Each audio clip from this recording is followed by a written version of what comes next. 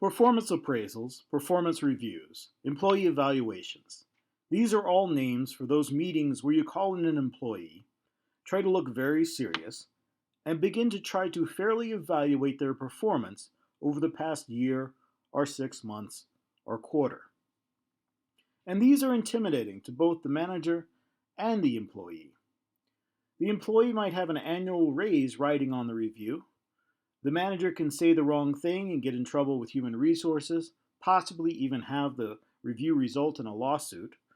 Then there are the more immediate types of employee reviews. If an employee comes in late and a manager speaks to them about it, that is also a review of the employee's performance. Giving a performance review, whether formally or informally, is a skill, just like any other. Managers must receive training on how to give performance reviews and practice giving them in order to grow that skill.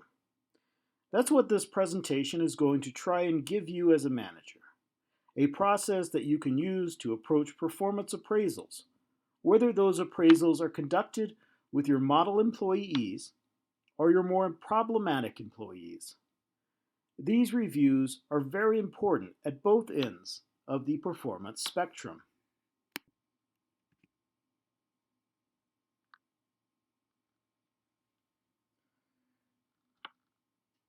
And there are many methods, scales, and tools that a manager or reviewer can use to evaluate employees. It's not so important for everyday managers to understand every one of these tools, but it is important to fully understand the process that your particular organization has chosen for your employees. It's also extremely important that the same method is used for all employees that fall into the same general classification. For instance, an organization should not conduct 360-degree reviews on one civil engineer and then use a completely different process on another civil engineer. These methods should be thought of as tools that your human resources department provides you with. Just like if your organization provided you with a mechanical tool to conduct your job, the organization should include instruction and support with the tool so that you know how to properly use it. And all of these tools depend on another human resources tool, that of the job description. If you're going to review an employee's performance, you must first define what constitutes that performance. Your organization should supply you with a job description or a job analysis for the position you are reviewing. These aren't simple documents used when a vacancy comes up. They are vital to making sure that employees are evaluated in a very objective and data-driven way.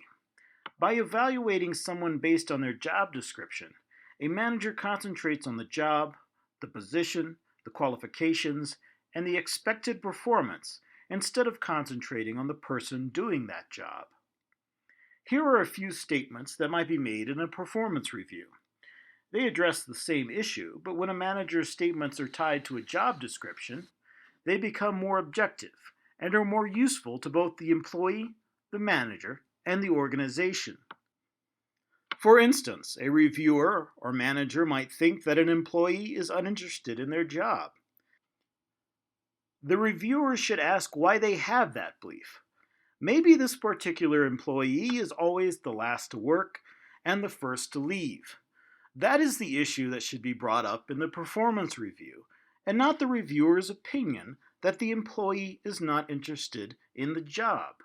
If they've documented the times that the employee has come in late and the times that the employee has left early, then those objective criteria can be brought up instead of the subjective, you seem uninterested in the job and you've lost focus. And being objective in this way is something that managers should do every day when they engage in what is called immediate feedback. And managers don't often think about immediate feedback in the same way that they think of formal, scheduled reviews, but they are related and similar in a number of ways. Correcting an employee's actions and rewarding exceptional performance on a regular, consistent, and immediate basis gives several advantages to the manager and the employee. By immediately addressing the issue, whether positive or negative, problems don't go unaddressed. An employee may begin to assume that inadequate performance or negative behaviors are acceptable, or worse, even encouraged, if a manager waits to correct them during a formal review. By giving employees positive feedback immediately on a job well done, managers make sure that the employee and that the other employees in the department know what is expected of them. This certainty and purpose produces more motivated and happier employees. Make sure that such immediate feedback is specific and actionable. If an employee continually arrives late to work, then the action to be taken is very simple. The employee should make it to work on time.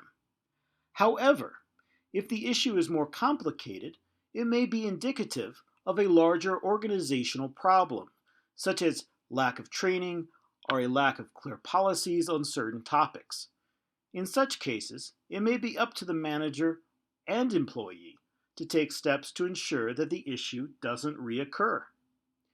This immediate feedback is essential to keeping the lines of communication open between managers and their subordinates. If a manager can't talk to an employee about poor performance, then there are probably other topics that aren't being talked about and that can create real problems later on. The formal performance review should simply be a formalized collection of such positive and negative feedback. If regular and constructive immediate feedback is given, then the employee nor the manager should be surprised in a formal performance review. Formal performance reviews are what most managers and employees think about when the topic of performance appraisal comes up. Formal reviews are important because they produce documentation of the quality of an employee's performance, and this documentation is essential when that employee is up for a promotion or a raise, or unfortunately, if the organization decides to part ways with the employee. While strong and consistent immediate feedback may make these formal reviews seem unnecessary, they are still important because all employees must undergo them. It's possible that an employee may be adequately doing their job and yet never being highly praised or constructively criticized by a manager. The formal review process makes sure that such an employee doesn't fall through the cracks and gets the attention they deserve. The formal review process also serves as a touch point for the manager and employee going forward. This will be addressed later in talking about strategic human resource management, but every formal performance review should result in a plan of action for the employee. Whether that is training or a plan for increased productivity, the formal review serves as important one-on-one time with an employee where a manager can give that employee direction until the next formal performance review, sort of like a unique and customized plan specifically for each employee underneath you. And a performance review, whether formal or informal, can be stressful for the employee, but it's also stressful for the manager. The manager can alleviate some of this stress by using the job description as a guide to the process. It's important to be tactful with employees. Some will accept criticism well, others will become defensive or try and deflect blame. If a manager makes sure to avoid subjective statements and engages the employee with objective statements, then this can be alleviated somewhat. One of the tendencies of managers is to beat around the bush with employees, especially when confronting a difficult, potentially negative behavior. Avoid doing this. Try and directly address issues. This will make sure that the employee can easily understand what is being said to them, instead of having to sort through a lot of unclear statements and other things.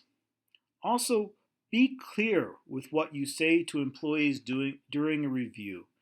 Avoid wishy-washy words like seems, maybe, kind of, and variations of that. Either an employee's behavior merits mentioning, either in a positive or a negative light, or it doesn't.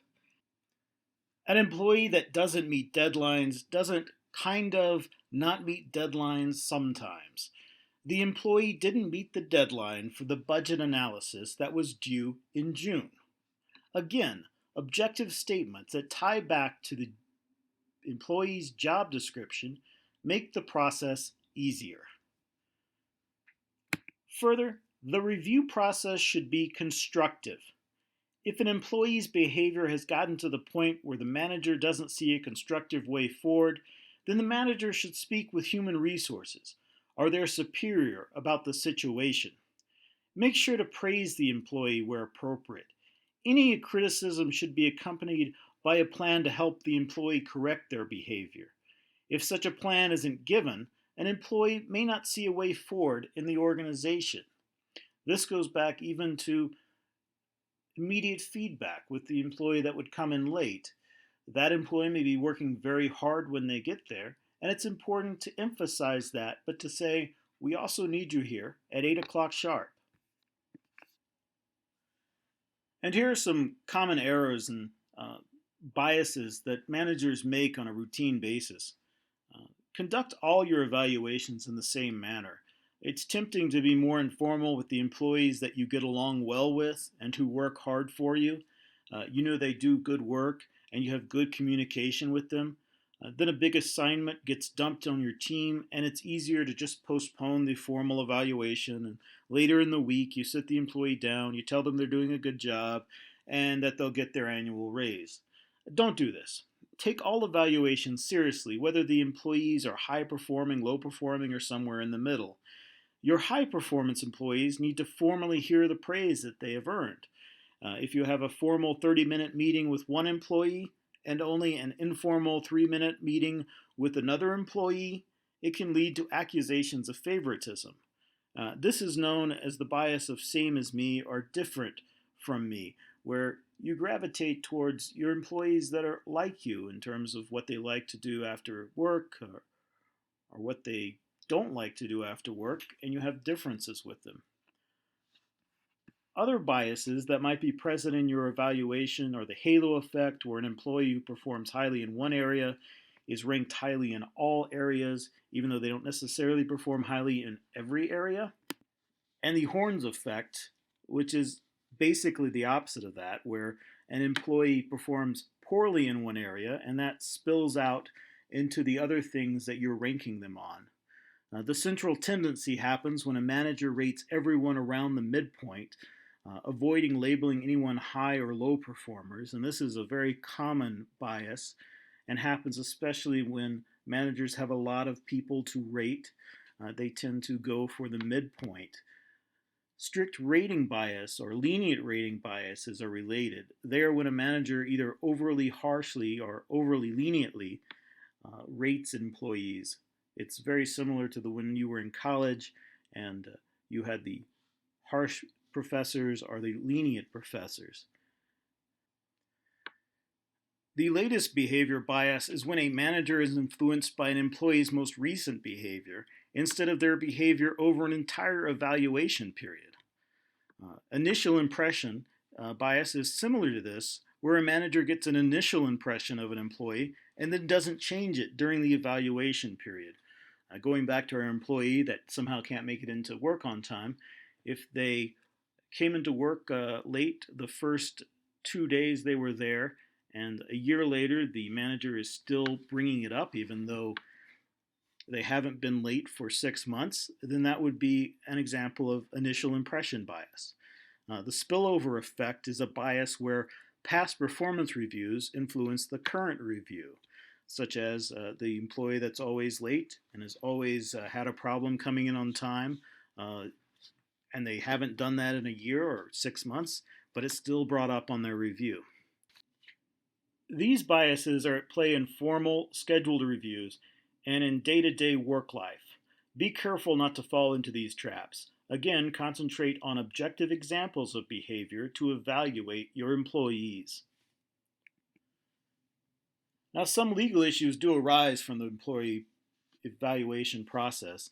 Be careful not to make any promises to an employee. These could be seen as legally binding contracts. Obviously, do not bring up the demographic characterizations of an employee, such as race, age, sex, sexual preference, religion, etc., even in a sympathetic light, such as, Marcy, you're doing great work, especially considering that you're 7 months pregnant. And keep written performance reviews confidential. Do not gossip about immediate feedback that you give. Don't print out a review and then leave it on the printer for 2 hours where anyone walking by can read it. Make sure reviews are kept secure. But make sure that you do document everything that could possibly be relevant to the review. This is extremely important if any legal action was to be taken against your organization by the employee you are reviewing. Now, overall, this goes into strategic thinking about human resources. Carefully and objectively evaluating your employees, make sure that you know exactly what their strengths and their weaknesses are, and that can fit into a strategic view of human resources management and line of succession and everything else that is entailed by that. Thank you for your attention and listening to this. I hope you've gotten something out of it in terms of how to effectively evaluate your employees and to do it in an objective and not a subjective way, to be cognizant of your biases, and to make sure that you improve your employees' performances and don't just see this as a way to negatively criticize what they're doing wrong. Thank you. And please contact your Human Resources Department with any specific questions about the tools that they have given you.